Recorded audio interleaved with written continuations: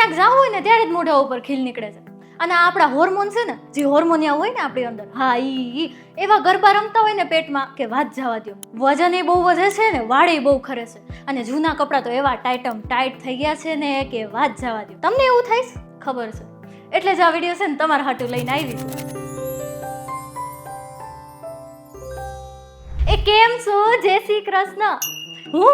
હું તમારી સખી રોજ આવીશ માત્ર વીટીવી ઉપર હો, મારી હંધી બેનપણ્યું હાટું, એટલે કે માત્ર મહિલાઓ માટે. આપણે અહીંયા છે ને એવી વાતો કરીશું કે આપણે કોઈને કહી ના શકતા હોય, અને એનો ઉકેલ લાવીશું.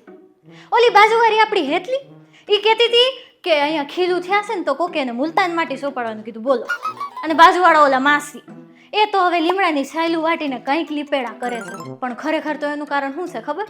એ તો આપણી અંદર છે, કઈ બીવા જેવું નથી, એમાં સમજવા જેવું છે. આ ખીલ ને એ બધું આપણને છે ને હોર્મોનલ ઇમ્બેલેન્સને કારણે થાય છે.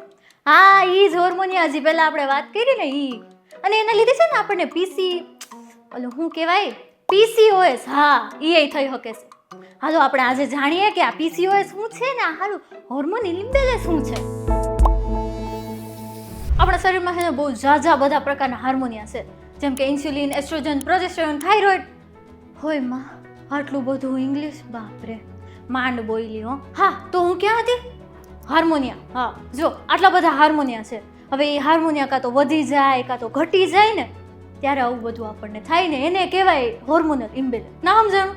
આપણી ભાષામાં સમજાવું. જેમ આપણે શાક કે દાળ કે કંઈ બનાવતા હોય તો એમાં પાણી ઘટી જાય કે વધી જાય તો ના મજા આવે ને ખાવામાં. બસ એ જ રીતે આપણી અંદર આ બધા હાર્મોનિયા ઘટી જાય કે વધી જાય ને તો ખીલ થાય, વાળ ખરવા માંડે ને વજન વધી જાય. અને આ જ્યારે હોર્મોનલ ઇમ્બેલેન્સ થાય ને ત્યારે પીરિયડ્સ ટાઈમે ના આવે, વાળ ખરવા માંડે, ખીલું થાય, ઊંઘ ન આવે, અને ઓલું શું કહેવાય હમણાં ઓલું નવું શું આવ્યું છે, ઓલું મૂડ સ્વિંગ. હા જો એ થવા લાગે છે. અને આજકાલ તો આપણે નામે ન સાંભળ્યા હોય ને એવા રોગો આપણને થવા માંડ્યા છે, જેમ કે PCOS આવા જ એક હાર્મોનલ ઇમ્બેલેન્સને કારણે થાય છે. એનાથી આપણા ગર્ભાશયમાં છે નાની નાની ગાંઠું થવા માંડે છે, અને છે ને આપણા પીરિયડ્સને આવતા વાર લાગી જાય છે. આમ તો એક એન્ડ્રોજન નામના હોર્મોનના લીધે થાય છે.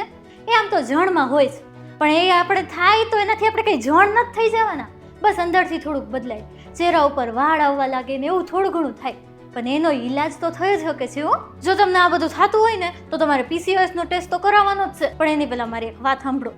તમારે છે ને તમારી રેણી કેણીમાં સુધારો લાવવાનો છે, ખાંડ ઓછી કરવાની છે, અને ખોરાકમાં છે ને પ્રોટીન વાળો ખોરાક લેવાનો છે, જેમ કે ટોફુ છે, પનીર છે, કઠોળ છે. અને આટલું જ નહીં, તમારે કસરત તો કરવાની જ છે હો. ગરબા કરવા હોય તો ગરબા, અને યોગા કરવા હોય તો યોગા. અને દિવસમાં 1.5 થી 2 કલાક તો તમારે હાલવાનું જ છે, અને 10 મિનિટ મેડિટેશન કરવાનું છે, અને 7 થી 8 કલાક તો હુઈ જ જવાનું છે. અને બીજી એક મહત્વની વાત, હું કઈ ડાક્ટર નથી હો, આ તો તમે બધું મારી બેનપણ્યું છો ને એટલે તમને કહું છું. હાલો, મારા ઈ આવી ગયા, મારે હવે રસોઈ કરવાની છે. મળું તમને કાલે.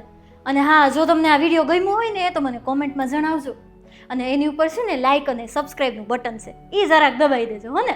હાલો આવજો, જય શ્રી કૃષ્ણ.